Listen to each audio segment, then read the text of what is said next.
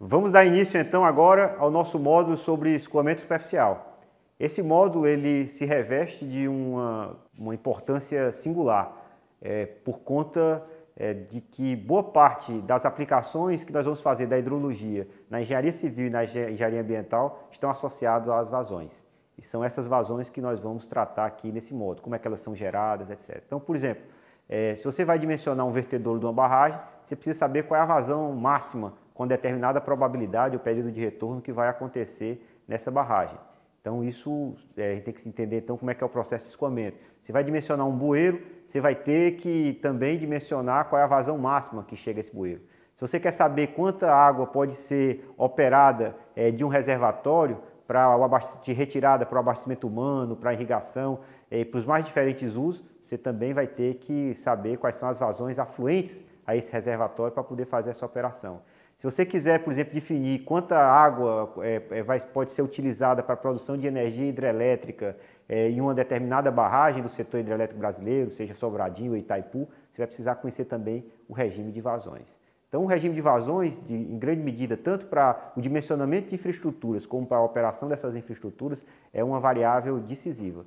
Ela é uma variável de grande relevância e, por conta disso, a gente vai ter que ter aí um módulo especial sobre o tratamento dessas vazões. A gente vai ver como é que se medem as vazões, como é que a gente faz estatística para calcular a probabilidade de ocorrência de uma determinada vazão. Nós vamos ver como é que se dá o processo da transformação chuva-vazão, como é que se dá a geração desse escoamento e quais são os processos físicos que estão associados à produção desse escoamento. Então, esse módulo ele tem uma relevância muito grande aqui no contexto de nossa disciplina. O segundo ponto que é importante nessa introdução salientar para vocês é que esse módulo de discussão de vazão ele se interliga aos demais. Nós começamos a disciplina analisando aí a bacia hidrográfica, onde nós vimos na bacia hidrográfica a área da bacia, vimos que a bacia hidrográfica é uma espécie de volume de controle, onde a gente pode fazer o balanço hídrico, inclusive para poder calcular a vazão. Vimos as características fisiográficas da bacia e naquela época a gente já discutia quais eram as características fisiográficas da bacia que afetavam o regime de vazão, como forma da bacia e outras características, declividade e outras características que nós salientamos naquele momento. Depois disso nós subimos para a atmosfera e vimos aí como é que se dá o processo de formação da chuva, quanta água a atmosfera consegue reter, e aí a gente já começou a entender uma das principais variáveis que vai também condicionar o regime de vazões, que é exatamente o regime de precipitação. Depois nós fomos para a superfície, olhamos como é que essa precipitação ela ocorre na bacia hidrográfica, como é que se dá o cálculo da precipitação média na bacia, como é que a gente calcula a precipitação máxima.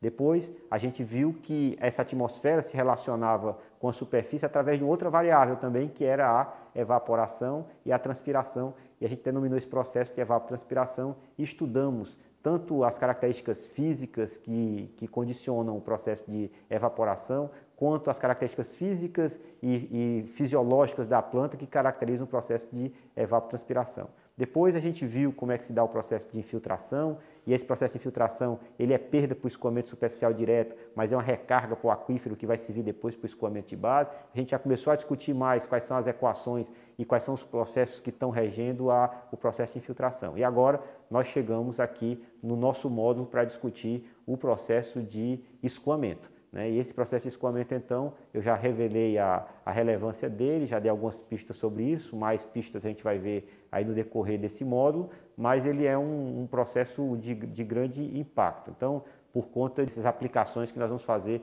na engenharia civil e também elas são objeto também da engenharia ambiental, que são as vazões que vão diluir esgoto, vão diluir algum tipo de lançamento de efluente, são as vazões então que vão servir nas máximas para controle de cheia, nas mínimas inclusive para a questão de secas. Então os problemas de recursos hídricos, que é água tanta, tão pouca, tão cara e tão suja, têm associados a esse regime de vazão, tanto na cheia quando a gente tem vazões muito altas, tão poucas na seca quando a gente tem as secas, tão sujas em função do lançamento de poluentes que nós temos e a capacidade de diluição desses cursos d'água. E tão cara porque a gente tem que transportar vazões de uma determinada bacia para outra bacia ou de um determinado lugar na bacia para um outro lugar na bacia. Isso faz com que cada vez mais o custo dessas infraestruturas se tornem mais caras. E tudo isso tem a ver com o nosso módulo agora, que é o módulo de vazão. E nós propomos que vocês sigam aquela estratégia que nós já conversamos.